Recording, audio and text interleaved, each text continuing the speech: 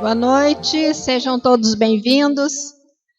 Estamos aqui mais uma vez reunidos para dar continuidade ao seminário do livro Evolução em Dois Mundos, de autoria do Espírito André Luiz, psicografia do Chico Xavier e Valdo Vieira. Então, agora nós teremos a exposição que será feita pelo Rogério até às 9h10. Eu gostaria, se alguém tiver alguma pergunta, que anote num papel que nós vamos debater das 9h10 às 9h30.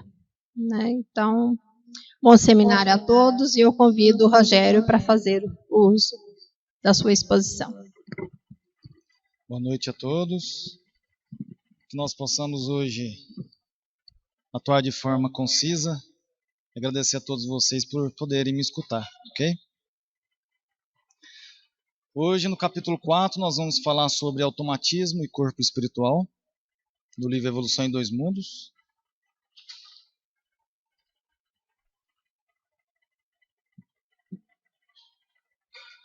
Lembrando, automatismo e corpo espiritual. Então, tem uma relação entre essas duas palavras, uma frase e uma palavra. O automatismo vai se referir mais especificamente ao físico, ao corpo material. E em seguida, o corpo espiritual, e assim a junção dos dois, ok? Primeiramente, automatismo fisiológico. Qual o significado de automatismo fisiológico? Primeiro, automatismo. Isso é uma definição no dicionário. Realização de atos sem intervenção de vontade consciente.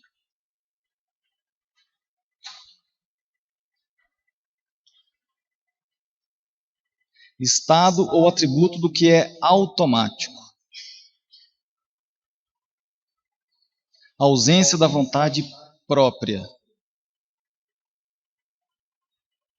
Atividade ou movimento devido a estímulos internos e externos, independente da vontade, e de certa forma inconsciente, assim como foi dito no primeiro item.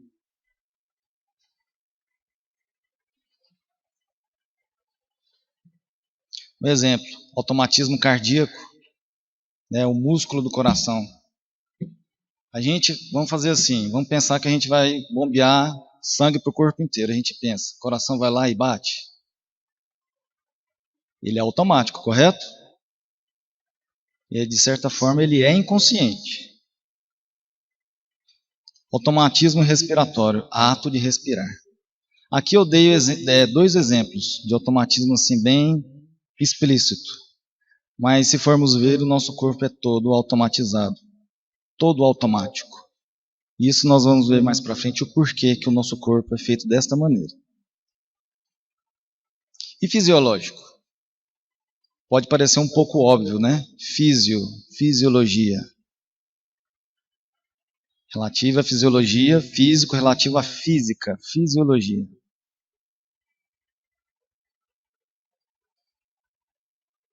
Estudo das funções e do funcionamento normal dos seres vivos, especialmente dos processos físico-químicos que ocorrem nas células, tecidos, órgãos e sistemas dos seres vivos sadios.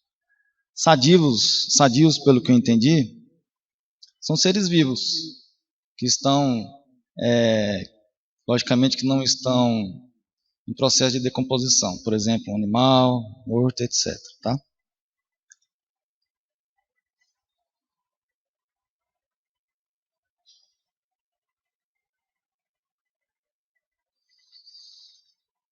Compreensível salientar que o princípio inteligente no decurso do tempo indefinido, quer dizer, não tem um tempo definido a respeito disso, a respeito do princípio inteligente, de que ele formou o seu próprio veículo de exteriorização, ou seja, o corpo físico, as conquistas que lhe alicerçariam o crescimento para maiores afirmações nos horizontes evolutivos.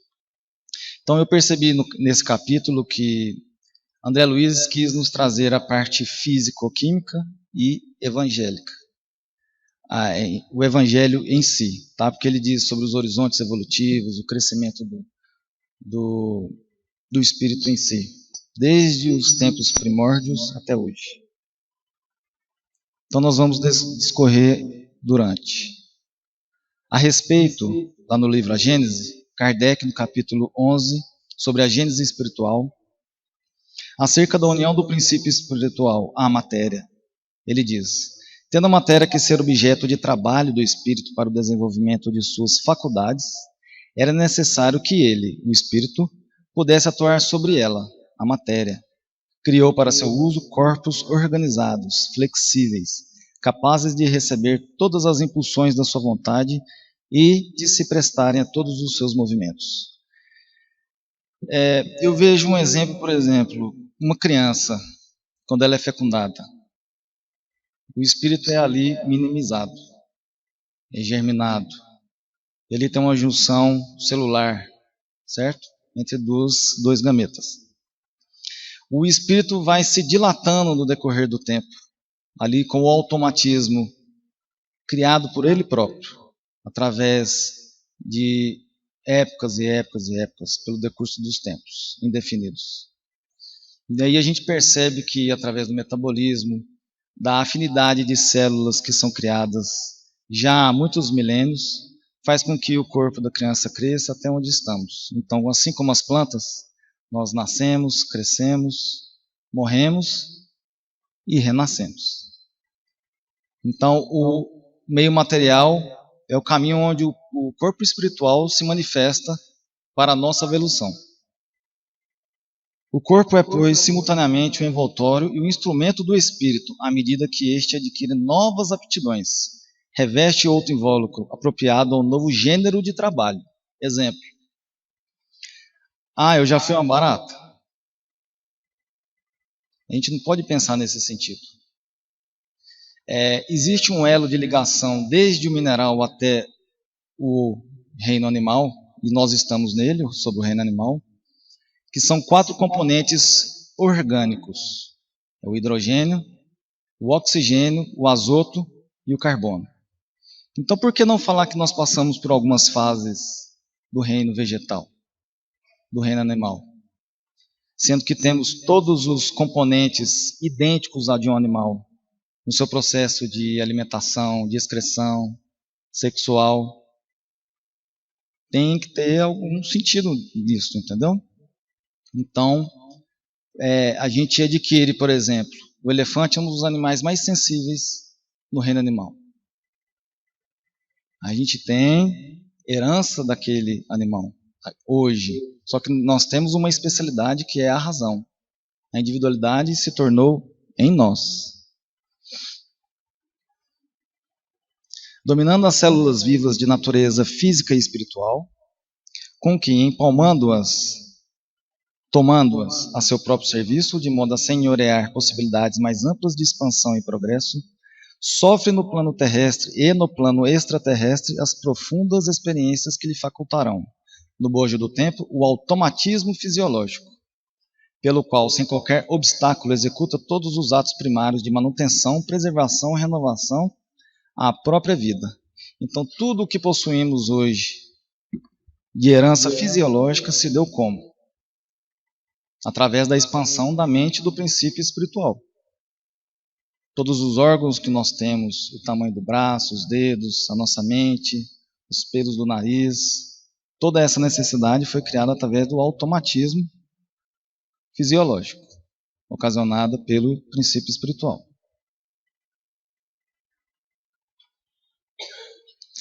No livro Consolador, questão 86, Emmanuel assevera: no infinito do universo, a evolução do princípio espiritual tem de escapar a todas as vossas limitações de tempo e de espaço na tábua dos valores terrestres.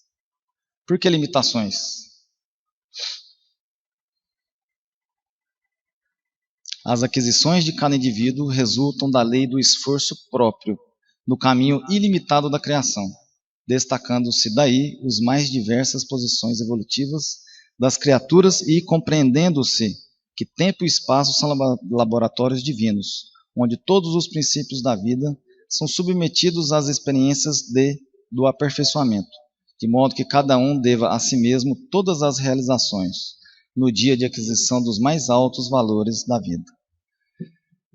Na época dos dinossauros, aqui tinha ambiente propício à existência deles. Em outras épocas que não existiam as árvores, tinham-se cogumelos gigantes, do mesmo modo. Então a gente observa que o aperfeiçoamento que temos hoje, o único responsável somos nós mesmos.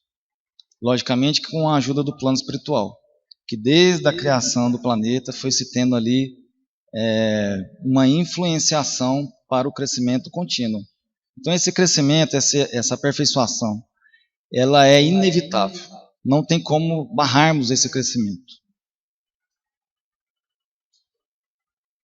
Então, automatismos são atividades inconscientes, ok? E fisiologia, a respeito do automatismo fisiológico. O primeiro capítulo foi disso, primeiro item. Atividades reflexas do inconsciente. Então, nós podemos dizer também que é o quê? Reflexos automáticos. Um exemplo. Aprender a ler e escrever. Eu vou colocar um outro exemplo. Se nós colocarmos a mão no fogo, a gente vai ficar lá? Vou esperar mais um pouco. Não vamos, né? Nós vamos ter ali um reflexo automático já inerente ao ser humano. Predisposição a aprender e a ler. Assimilação do alfabeto e escrita. Consumo de energia cerebral. Coordenação dos movimentos dos olhos, dos lábios e das mãos. Múltiplas fases de atenção e trabalho superando inibições. Na realidade, nós encarnamos, aprendemos tudo isso, assimilamos o alfabeto.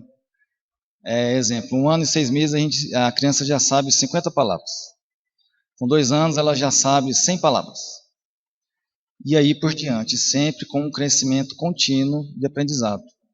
Então, para que isso aconteça, ela tem que automatizar as suas percepções, o uso da consciência, da atividade cerebral. Logicamente que tem aí, paralelamente, o esforço de cada um. Posterior, capacidade para ler e escrever mecanicamente. Aqui no ato da minha leitura eu estou usando uma ferramenta que nos foi trabalhada, certo? Sem qualquer esforço.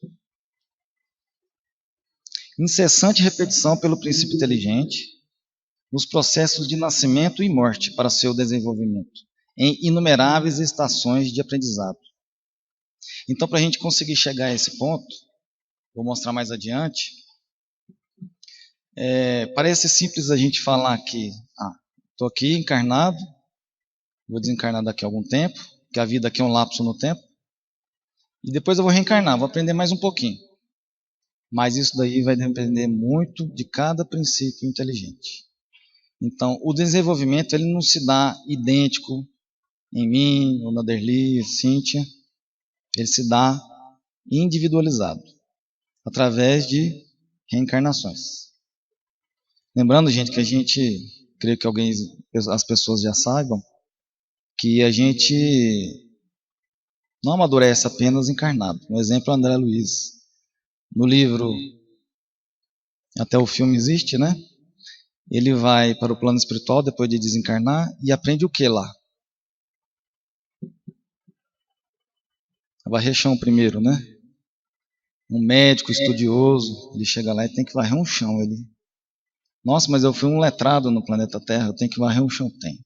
Então ele consegue assimilar a partir daí a importância que ele tem do estudo. Não só aqui. Lá ele teve que reaprender. Tanto que as psicografias se dá muito tempo depois da chegada dele lá.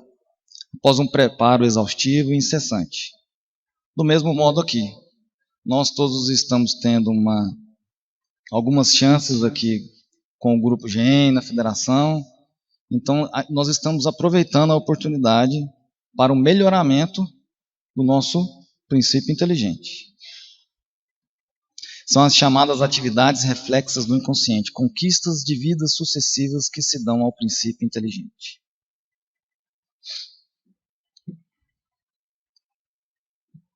Lá no Mundo Maior, André Luiz, em Conversação, capítulo 4, ele destaca: quero dizer, André, que o princípio espiritual, vocês podem ver que a gente está citando muito o princípio espiritual.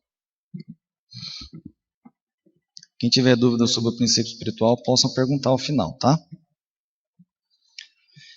Desde o obscuro momento da criação, caminha sem detença para a frente, afastou-se do leito oceânico, atingiu a superfície das águas protetoras, moveu-se em direção à lama das margens, debateu-se no charco, chegou à terra firme, experimentou na floresta copioso material de formas representativas, ergueu-se no solo, contemplou os céus, depois de longos milênios, durante os quais aprendeu a procriar, alimentar-se, escolher, lembrar e sentir, conquistou a inteligência. O que nós podemos entender a respeito disso? Passamos pelo mineral, em sua brutalidade, vamos dizer assim. Depois passamos pelo reino vegetal, onde predomina a sensação. Passamos pelo reino animal, onde predomina o instinto, em raciocínio intermitente, não ocorre o raciocínio contínuo. E posteriormente, por último, no reino animal ainda mais individualizado, através do princípio inteligente, o homem.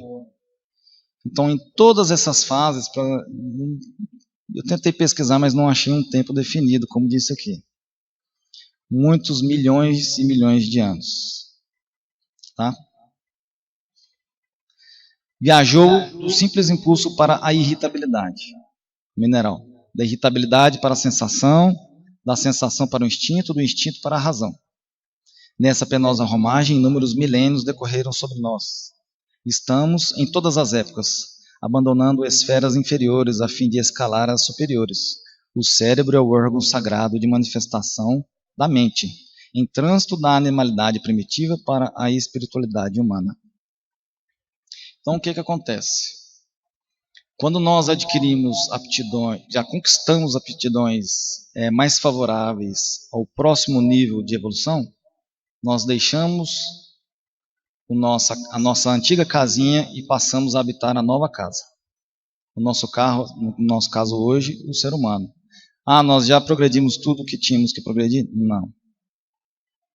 Muito a se progredir. Muito, muito, muito. Hoje nós vemos crianças nascendo totalmente diferente de nós, com novas ideias, novos impositivos. Nós literalmente aprendemos com elas. Nós podemos aprender também com o animal. Quantos aqui tem animal? Você está olhando para o seu animal em casa, você olha para o olho dele e sente. Você consegue sentir a emanação do princípio inteligente que existe ali, da essência dele. Teoria de Descartes. Até o Cláudio, no segundo capítulo, ele mencionou sobre Descartes a respeito da glândula pineal. Aqui vai citar sobre os espíritos animais. Eu quero deixar claro para vocês que esse termo foi usado para a época e que nós vamos tentar agora desmistificar essa palavra, tá? A existência do princípio espiritual é um fato que, por assim dizer, não precisa de demonstração, do mesmo modo que a existência do princípio material. É, de certa forma, uma verdade axiomática. O que significa isso? Preciso eu explicar para vocês. Olha, aqui está o corpo do Rogério. Isso não é evidente? É uma verdade que não se dá para ser contestada. O mesmo princípio se usa para o princípio espiritual. Por quê? Dá para a gente falar assim, não. Jurema, você não tem um espírito que habita em você? Não tem jeito de contestar. Existe sim um princípio inteligente que dá movimento e vida ao corpo humano. Sem esse princípio inteligente, o corpo seria nada mais do que inerte. Entendeu? Então a verdade axiomática é isso. Lá na Gênesis, no capítulo 11, o item 1. Aqui fala sobre axiomática. Vamos ler, né?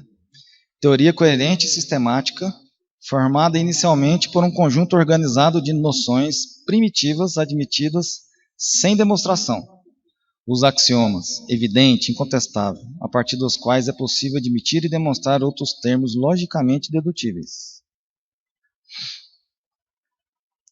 Novamente lá na Gênesis, no capítulo 11, item 1, a respeito, gente, na Gênesis, o capítulo 10 e o capítulo 11, é dito de muita maestria a respeito da gênese corporal e espiritual. Ele se afirma pelos seus efeitos, como a matéria pelos que lhes são próprios. De acordo com este princípio, todo efeito tem uma causa, todo efeito inteligente há de ter uma causa inteligente. Ninguém há que não faça distinção entre o movimento mecânico de um sino, que o vento agite, e o movimento desse mesmo sino para dar um sinal, um aviso, atestando só por isso que obedece a um pensamento, a uma intenção. Ora, não podendo acudir a ninguém a ideia de atribuir pensamento à matéria do sino, tem-se de concluir que o move uma inteligência a qual ele serve de instrumento para que ele se manifeste. O exemplo que eu dei aqui sobre nós, enquanto espíritos encarnados a respeito do nosso corpo.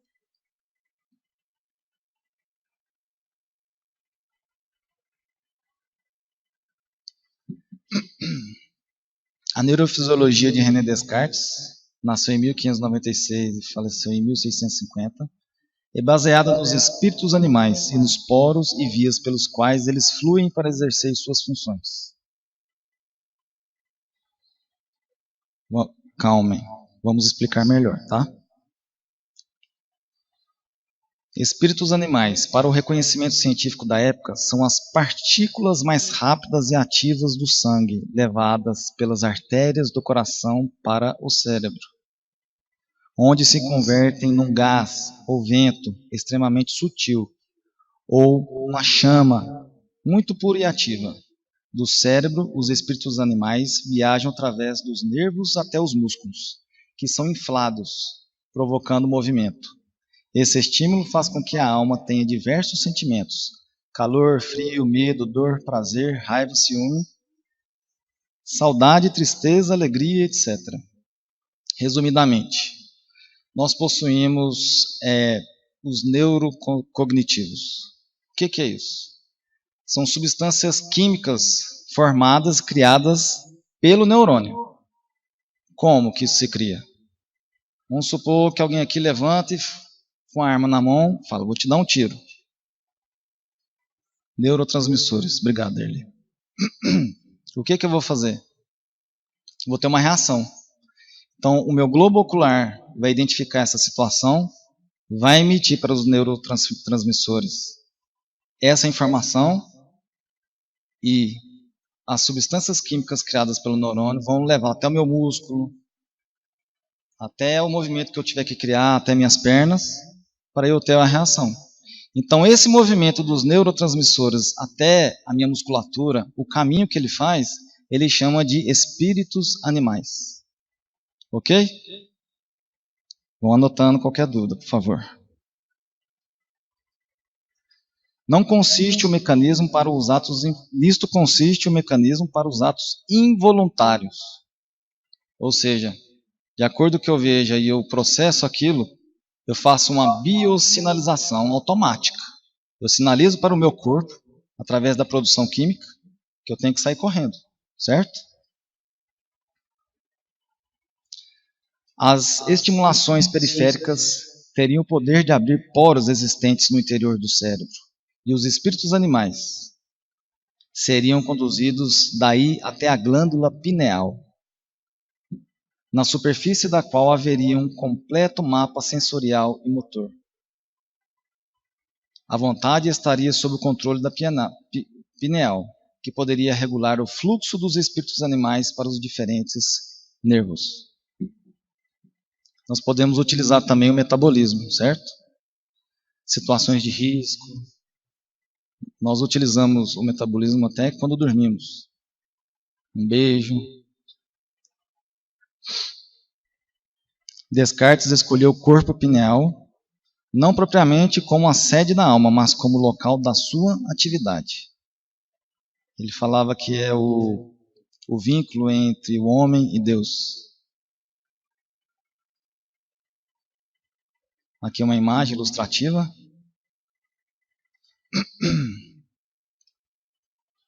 Ilustração do livro René Descartes, De Homine, publicado em 1662. As informações visuais são levadas ao cérebro por nervos ópticos, os olhos. Daí elas chegam à pineal, que regula o fluxo dos espíritos animais, a produção química que é enviada para o movimento. Através dos nervos, os espíritos viajarão até o músculo do braço, provocando um movimento. Então, gente, isso acontece com todo o corpo, tá? Ele deu só um exemplo aqui do braço. Descartes abordou a verdade do ato reflexo, o ato automático, mesma coisa, que obedece ao influxo nervoso, a mente, no automatismo. Tempos depois, isso foi estudado também e aprimorado por Allan Kardec, viu? Ele utilizou também esses princípios para dar continuidade ao tema. Neste automatismo, a alma evolui para mais altos planos de consciência. Aí a parte evangelizadora, né?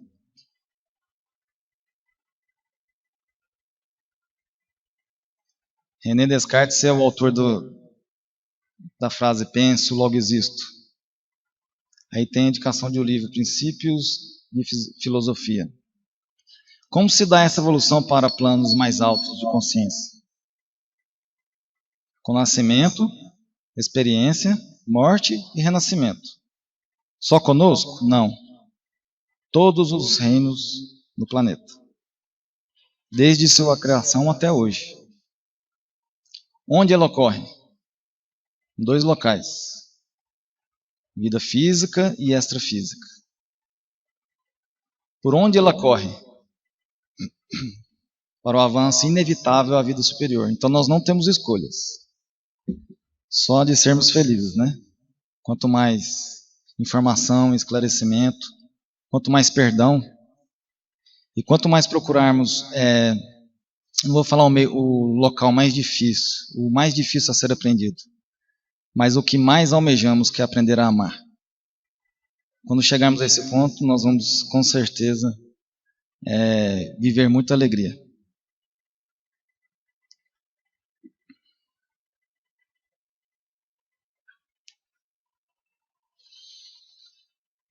Então, eu quis trazer algum ponto do Evangelho, a gente poder reflexionar também, não só a parte físico-química.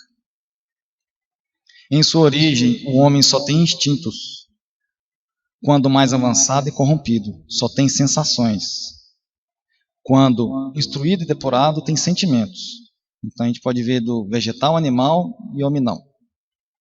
E o ponto delicado do sentimento é o amor. Não o amor do sentimento vulgar do termo, mas esse sol interior que condensa e reúne em seu ardente foco todas as aspirações e todas as revelações sobre-humanos. Então, gente, nós somos hoje uma expansão do que Deus criou.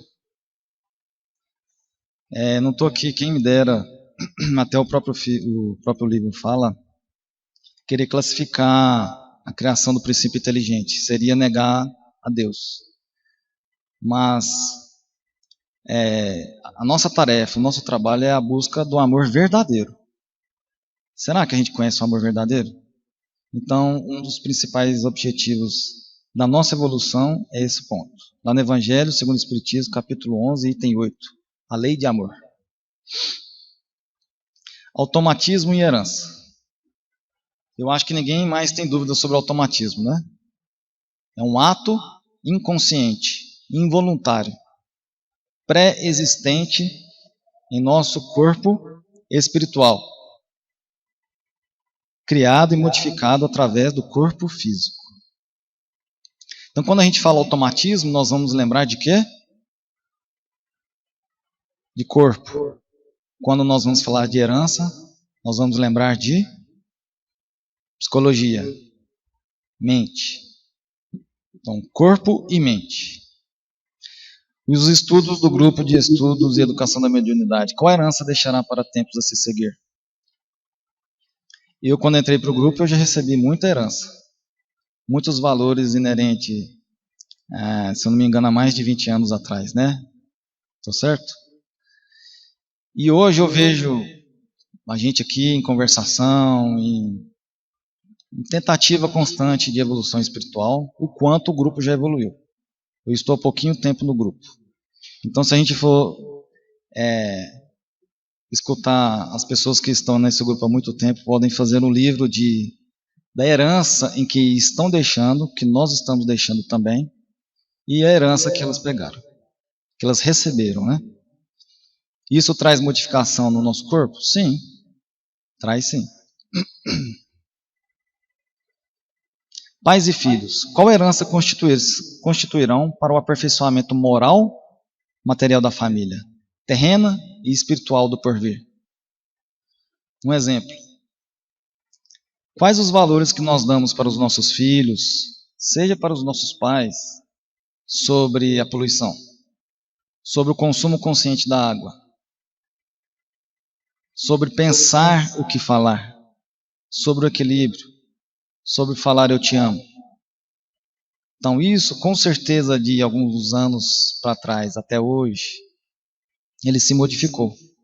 Tem pessoas de todas as idades aqui, vão fazer analogia com a própria vida e com a vida dos amigos, dos familiares. Vão compreender o que eu estou falando. Meu pai é diferente de mim, minha filha será diferente de mim. Então cabe a mim, em minha melhoria contínua, passar isso adiante. Exemplo, as abelhas. O que as abelhas têm a ver com isso? As abelhas demoraram 100 milhões de anos para chegarem ao mel, para terem toda aquela anatomia, toda a fisiologia que eles têm, todo o automatismo que eles têm. Imaginem vocês a gente ficar sem as abelhas hoje. O que poderia acontecer? Os pólens. E as plantas, as cores das plantas. Não é uma ligação matemática? Não é uma ligação matematicamente moral? Existencial? E nós? O que nós estamos dando para o planeta e o universo como um todo?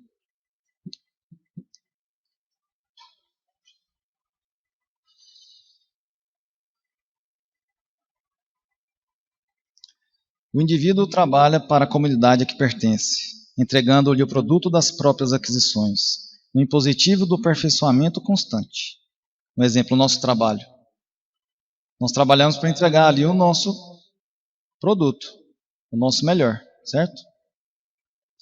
E a sociedade também nos entrega esse trabalho. Então a gente planta e colhe, ação e reação.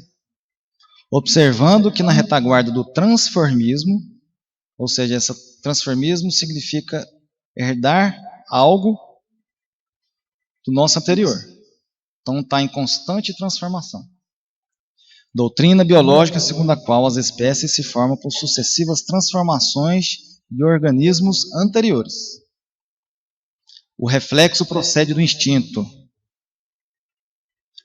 Tanto quanto o instinto precede a atividade reflexiva, que é dito ou feito com reflexão, de maneira prudente, sensata, que é a base da inteligência nos depósitos do conhecimento adquirido, por recapitulação e transmissão incessantes, nos milhares de milênios em que o princípio espiritual atravessa lentamente os círculos elementares, relativo a elemento, que é composto funciona de modo primário, básico, simples, fácil, claro, da natureza, qual vaso vivo de forma em forma até configurar-se no indivíduo humano. Um exemplo, um macaco, simis, né, no latim, se não me engano. O que nós temos de semelhança com ele? Muito. O que nós temos de semelhante com as plantas? Muito. O que nós temos de semelhante com os animais? Tudo. Um exemplo que os três reinos têm. Nós nascemos, crescemos, morremos e voltamos para a natureza. Certo?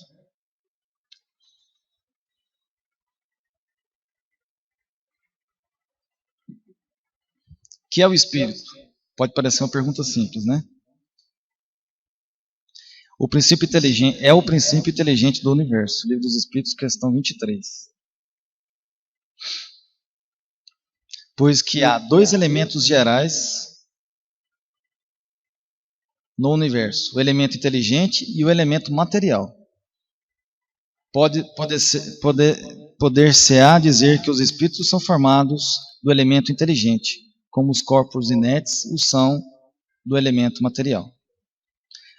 O elemento material e o elemento espiritual, eles caminham juntos desde que tudo existe. Um elemento material é um corpo inerte sem o elemento espiritual. Evidentemente, os espíritos são a individualização do princípio inteligente, como os corpos são a individualização do princípio material. A época e o modo por que essa formação se operou é que são desconhecidos. Como disse no começo, tempo indefinido. Livro dos Espíritos, questão 79. De onde tiram os animais o princípio inteligente que constitui a alma de natureza especial e que são dotados? Do elemento inteligente universal, Livro dos Espíritos. O que nós somos? Um elemento inteligente universal. Então os animais também têm princípio inteligente, latente. Então, emanam de um único princípio a inteligência do homem e dos animais? Sem dúvida alguma. Porém, no homem passou por uma elaboração que o coloca acima da que existe o animal. Livro dos Espíritos, questão 606A.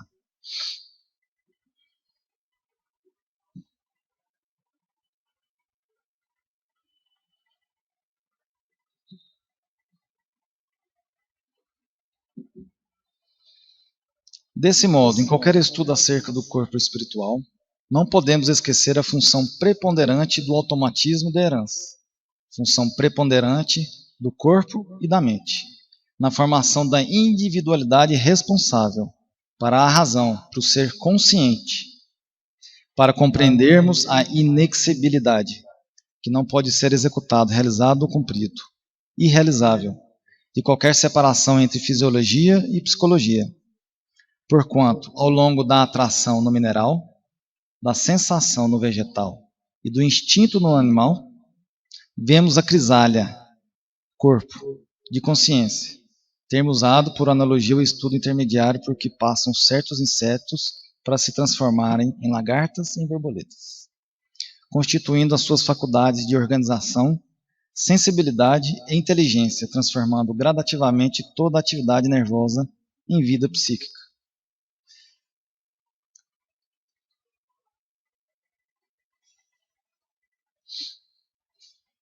Evolução em princípios cosmocinéticos. O que vem a ser princípios cosmocinéticos? Forças que mantêm o movimento dos astros, matematicamente escrito por força igual a constante, vezes massa 1, vezes massa 2, dividido por distância ao quadrado. Essa é a lei da gravitação universal. Nós vamos explicar mais ou menos, não tão aprofundado, sobre princípios cosmocinéticos para fazer a correlação sobre a nossa existência. Aí está a fórmula, né? André Luiz nos esclarece que os processos de criação e evolução da vida na Terra estendem-se por períodos imensos de tempo, em que o perispírito e o corpo físico vão sendo modelados nos planos extrafísico e físico, respectivamente.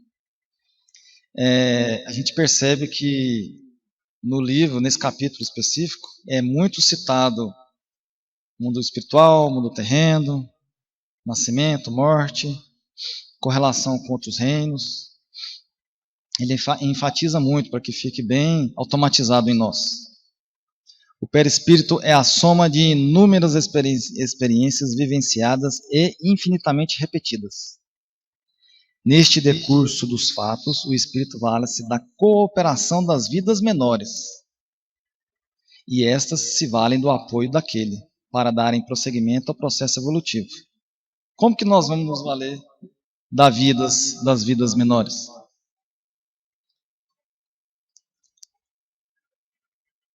A herança que nós recebemos dela, certo? Um dos pontos. Nós aprendemos a amar com os animais, por exemplo. O que a lei de progresso, tanto quanto os princípios cosmocinéticos, prevalecem e regulam a vida orgânica, atuando na dinâmica dos átomos. Então a gente percebe assim o quão é importante esse processo evolutivo, é muito extenso. Mas ele faz uma comparação com o princípio cosmocinético, sobre o movimento do cosmo, a força que gera toda essa evolução. Assim como escrito por Santo Agostinho, Paris, 1862, em O Evangelho segundo o Espiritismo. Progressão dos mundos. O progresso é a lei da natureza.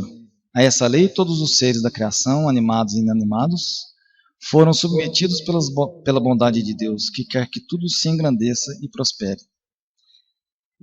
No livro A Gênese, para explicar a existência dos corpos orgânicos, ele explica primeiro sobre os corpos inorgânicos. Aí é citado lá hidrogênio, oxigênio, azoto, que é o quinto maior volume de substância no universo, e o carbono. E ele fala que se você acrescentar a esses elementos e os metais e fazer a junção entre um elemento e outro, você começa a se ter a criação de um organismo. Ou seja, ele deixa de ser carbono e passa a ser carboneto. Um exemplo, tá? Então ali começa, através de temperaturas, de eletricidade, vários meios de influenciação como a água, o calor, as células se movimentando em atração ou expulsão, criando-se ali novos corpos. Exemplo, não sei se alguém já fez aqui um teste com feijão no algodão, na escola. Molha o algodão, bota lá o feijão. O feijão sozinho, se você colocar ele na pia ali, ele vai ficar ali um tempão. Se tiver um pouco de umidade, é capaz de nascer um feijãozinho, né?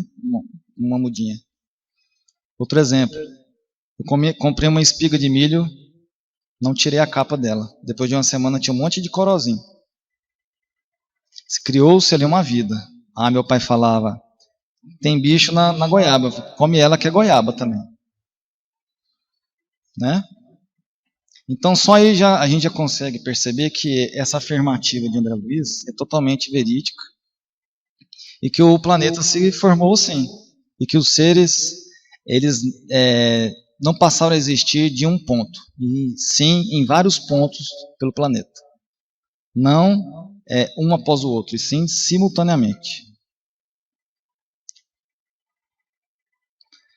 A própria destruição que aos homens parece o termo final de todas as coisas, é apenas o meio de se chegar pela transformação a um estado mais perfeito, visto que tudo morre para renascer, e nada sofre o aniquilamento. Marcham assim paralelamente o progresso do homem, dos animais, seus auxiliares, o dos vegetais e o da habitação, porquanto nada permanece estacionário. Um exemplo sobre destruição. Não tenho dúvida nenhuma que nós conseguimos evoluir de alguma forma através das guerras. Não justificando. Mas naquela época era necessário que se tivesse esse tipo de conflito. Aí por quem vier, mas se faz necessário. Um exemplo que hoje ainda reflete em nós e que está sempre em evolução, a internet. Eu só não tenho certeza em qual guerra, se é a primeira ou a segunda que ela foi criada. Acho que foi a primeira. Então, a internet adveio da Primeira Guerra Mundial através das mensagens enviadas. Aquele aparelhinho. Telégrafo. Tem outro nome também. Então, gente, se a gente for perceber, a evolução ela não se dá apenas espiritualmente, ela se dá também materialmente. Lembrando que a matéria e o espírito sempre andam juntos. Se faz necessário que o planeta progrida para que possa receber os novos seres, os novos princípios espirituais.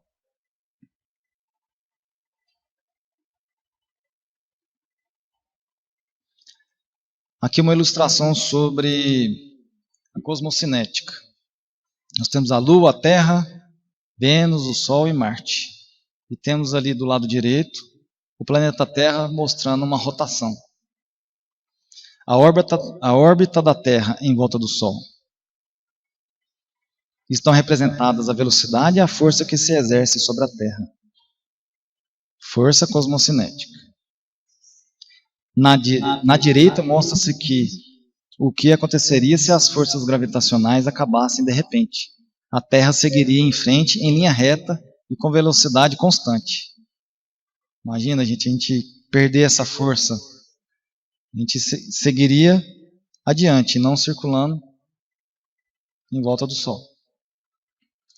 Aí, para demonstrar a grandeza e a bondade de Jesus, de Deus, né, nos proporcionar a evolução. Nós temos instinto também? Temos instinto. Temos sensações? Temos. Gênese dos órgãos psicossomáticos. Gênese dos órgãos do princípio inteligente.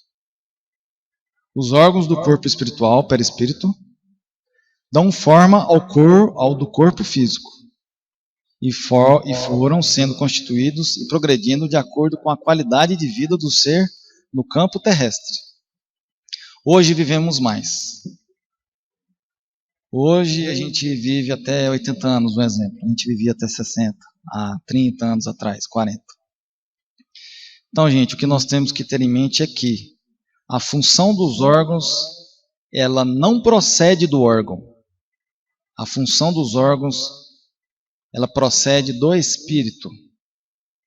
Igual diz aqui, os órgãos do corpo espiritual, tá? Aqui ele vai falar sobre os órgãos em si.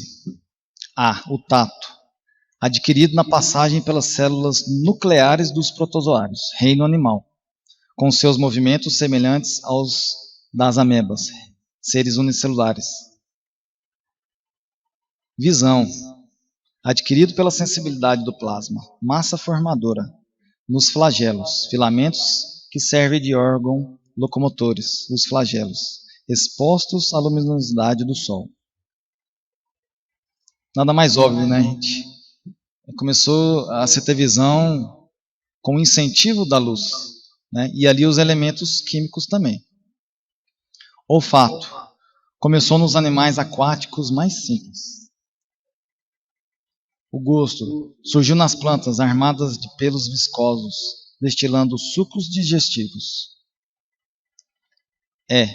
Primeiras sensações sexuais nas algas marinhas provindas não só de células masculinas e femininas, com atração mútua, mas também no esboço de epiderme sensível, geneticamente simpáticas. O último item, se eu não me engano, sobre o trabalho inteligente. Nosso trabalho inteligente. Examinando a reflexão sistemática. Fenômeno este que gera automaticamente todas as ações do corpo espiritual. Reconhecemos sem dificuldade que a marcha do princípio inteligente para o reino humano e que a viagem da consciência humana para o reino angélico simbolizam a expansão multimilenária da criatura de Deus que merece, através da lei divina, com o trabalho de si mesma, a auréola da imortalidade em pleno céu. Então, foi o que eu disse anteriormente. É muita benevolência para conosco. Então, nós passamos por todas as escolas evolutivas para chegarmos onde estamos hoje. Somos uma somatória. Aqui, ó. Nessa foto, o que nós temos? Um macaco. O próximo, a evolução. A gente pode até ver pela formação do crânio, a altura, a estaca na mão e, por último, o homem com fogo na mão. Erectus. Aí, ó. Mais à frente vestido. Então, aqui só para demonstrar, de um modo simplista, a evolução através da imagem. E aqui eu consegui achar um quadro assim, bem geral do que a gente disse agora. Lá embaixo, ó, falando sobre a individualização do princípio inteligente. Começa pela formação. Bem pequeno, né? Ali no meio. E passa aqui, ó, pelo tubarão, pelas algas, pelos répteis, pelo rato, um monte de ser até chegar no homem. Cerca de 15 milhões de séculos. Então, no mineral, ele teve a atração como força mecânica. No vegetal, a sensação, a vitalidade. No animal, um instinto, inteligência instintiva. E no homem, a razão, a consciência de sua existência. Para a gente alçar voos mais altos. Fim. 1 hora exata, gente. Obrigado, viu? Pela atenção. Então, agora nós abrimos espaço para perguntas e respostas. A Carlécia vai aí direcionar para o Rogério responder.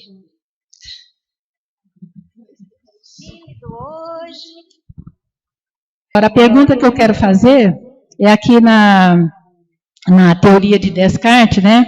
Ele fala assim: Descartes não logrou apreender toda a amplitude dos caminhos que se descerram à evolução na esteira dos séculos, mas abordou a verdade do ato reflexo. A gente poderia considerar aqui esse ato reflexo como se essa ideia dele fosse uma precursora da ideia de Pavlov? O meu conhecimento, às vezes, ele não vai satisfazer a sua pergunta, mas se Kardec utilizou o princípio dele para poder dar continuidade e falarmos hoje sobre isso, então eu penso que sim. Né? Eu imaginei isso. Obrigada. Eu teria outro.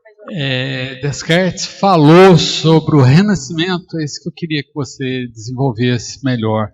Aquilo é da obra dele, quando você colocou ali o slide, em que ele, no final, está a palavra renascimento. E eu não tinha visto nada ainda sobre Descartes ou Descartes, a questão do renascimento. Parece que é ali. Com nascimento, experiência, morte e renascimento. Isso é de Descartes. Questão. Sim. Descartes era um filósofo, matemático. Então ele também tinha o lado filosófico. Ele tinha essa concepção de ligação do corpo com Deus, da alma com Deus, entendeu? E outra pergunta, ele também falou que o espírito não, o princípio espiritual não haveria necessidade de comprovação. Sim. Isso também está assim, confuso, porque para mim Descartes, com o livro dele, o Método, toda a filosofia dele, né, filósofo, mas ele era extremamente prático, materialista, e era questão empírica, tudo tinha que ser demonstrado. Então eu estou estranhando entre ele falar em renascimento, por isso que eu estou confirmando se é dele mesmo, e ele falar que não precisaria ser comprovado, já que pelo que eu li, as poucas informações que eu tenho, que teria que comprovar, tudo teria que ser comprovado. Essa afirmação, essa primeira aí, a existência do princípio espiritual, igual está no slide, é essa? A existência do princípio espiritual. Então isso aí foi lá em A Gênese. É do livro A Gênese, né? Não de Descartes. Isso, não de Descartes. Perfeito. E o renascimento é de Descartes. Porque Descartes é a base da ciência nossa. Sim. Tudo tem que ser comprovado. Sim, tudo tem que ser repetido em laboratório. Exato. Até Kardec também, antes de fazer o que ele fez, é muito cético também, né? Na realidade, eu exemplifiquei aqui uma verdade axiomática, que é incontestável. Aqui eu estou vendo o senhor, é incontestável que eu estou vendo o senhor. A mesma coisa referente ao princípio espiritual. Um ponto específico, sobre a citação da Gênesis, entendeu? A frase é da Gênesis, A não é Gênesis. Descartes. Lá não. Estava Descartes. Não. Mas... A teoria de Descartes é o item dentro do capítulo. Perfeito. Bem esclarecido, fiquei nessa dúvida, obrigado. O que está claro aqui no texto é que ele fala assim: Descartes não logrou apreender toda a amplitude dos caminhos que se descerram à evolução na esteira dos séculos, mas abordou a verdade do ato reflexo. É isso que ele fez, que obedece ao influxo nervoso, no automatismo em que a alma evolui para mais altos planos de consciência, através do nascimento, morte, experiência e renascimento na vida física e extrafísica, em avanço inevitável para a vida superior. Não é do Descartes essa a frase, e sim a análise do André Luiz, né? Na realidade, Descartes foi utilizado como um exemplo, né? Precedeu Allan Kardec em 1500 e pouco, 1600, até 1650, depois Kardec 1860. Então, assim, o livro em si não é só físico-químico, ele também é evangélico. Então, vejo desse ponto de vista, entendeu? Que ele quis fazer a junção dos dois lados.